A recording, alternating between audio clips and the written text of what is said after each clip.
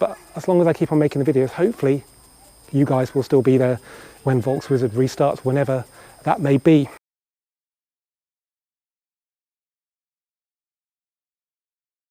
Hello guys, and welcome back to the Volkswizard channel. Today's video is a little bit different to normal because I'm going to share with you the day that I depart my premises here in Hollywood in Birmingham, where I've been for 20 years, pretty much 20 years exactly to the week. I'm going to explain to you why I'm leaving and what the future holds for Volkswizard. I felt it was important to share this with you guys because the premises have been a key part of the videos, and it was only sort of this area where I could film in peace and quiet that really allowed me to get the channel going well, properly about 6 years ago.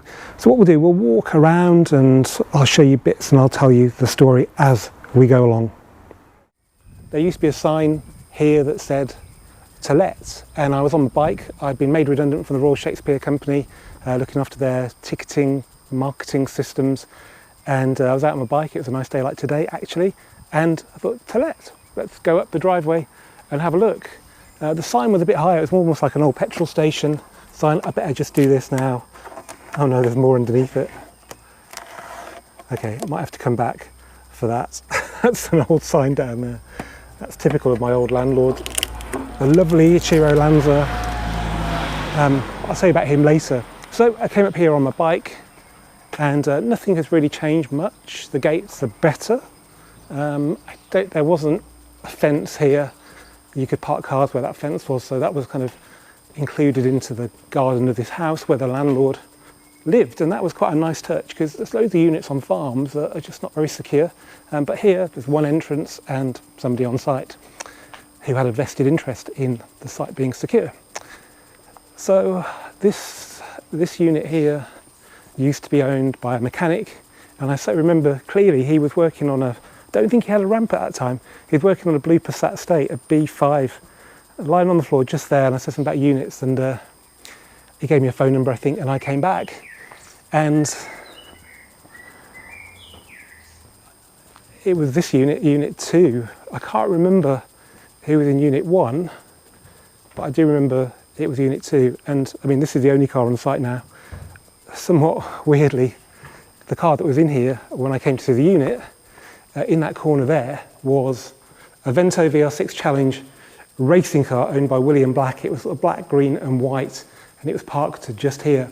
And that's because Les Wilson, who ran a company called Porsche Talk, who was in the next unit here, he also ran cars in the Volkswagen Racing Cup, and his main driver was Mark Smith, who also ran Elton Sheldon, and they had some really cool cars up here in the first few years, like a Beetle RSI racing car from the Volkswagen New Beetle Cup that was in Poland. So I just, it was just like this was meant to be. Les had that unit there, and he had a ramp, and he did most of my work in the early years, and his son Darelle, who was only about like 12 or 10 or something then, also did a bit of work for Les. And now Darrell's racing in the TCRT trophy in a Vauxhall, just because that was the best value TCR car they could buy. So yeah, look out for Darelle Wilson.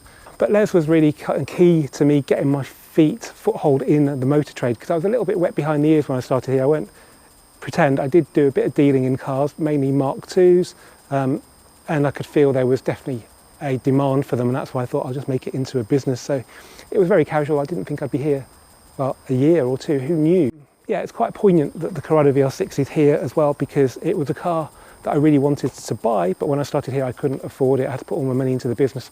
I just wanted to buy one day. It took me nearly 20 years, but yeah, this is the last car to leave the site, which is quite ironic, bearing in mind it's actually 8 years older than the day that I first came here.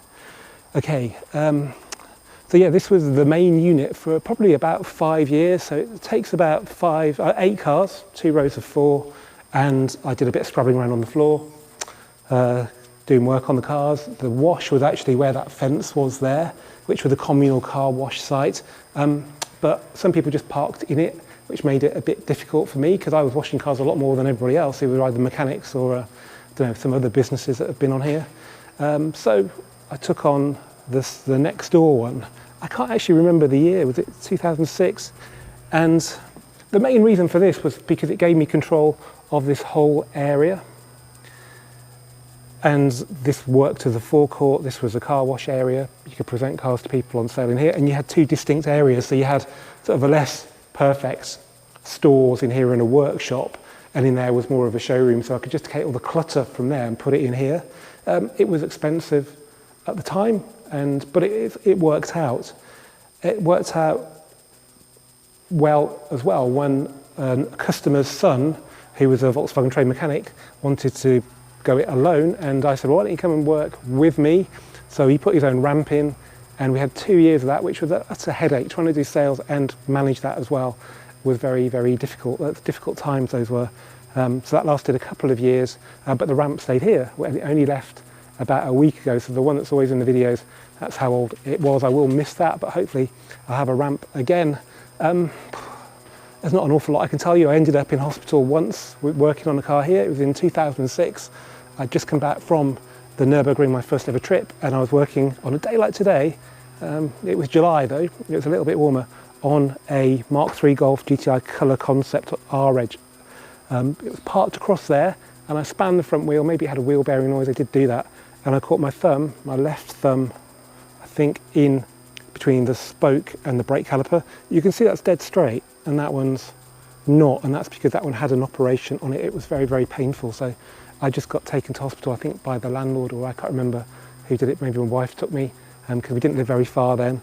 And I spent a very few hot, uncomfortable nights in Surrey Hospital before they actually did my operation. So that wasn't pleasant. So that taught me not to hurt myself. And luckily, ever since then, I've been perfectly fine here. Touch wood. Security's been surprisingly good here, considering the area that surrounds us. Yeah, so that's been pleasant. There was one incident when I was driving a B7 RS4 back from an MOT in Birmingham. I was on the phone talking to the owner.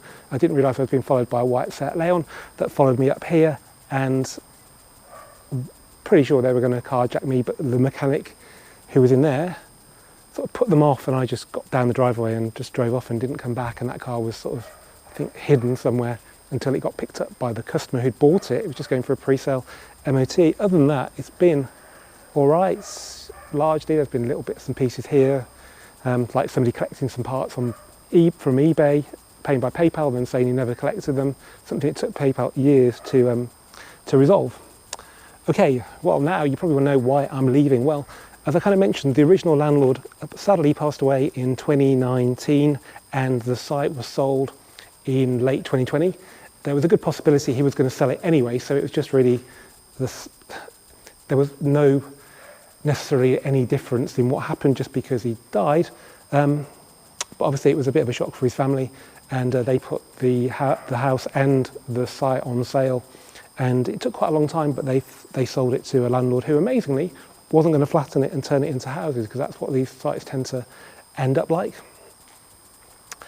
And I can't really go into the detail right now, but basically I was faced with a rent increase of 2.5 times fold, and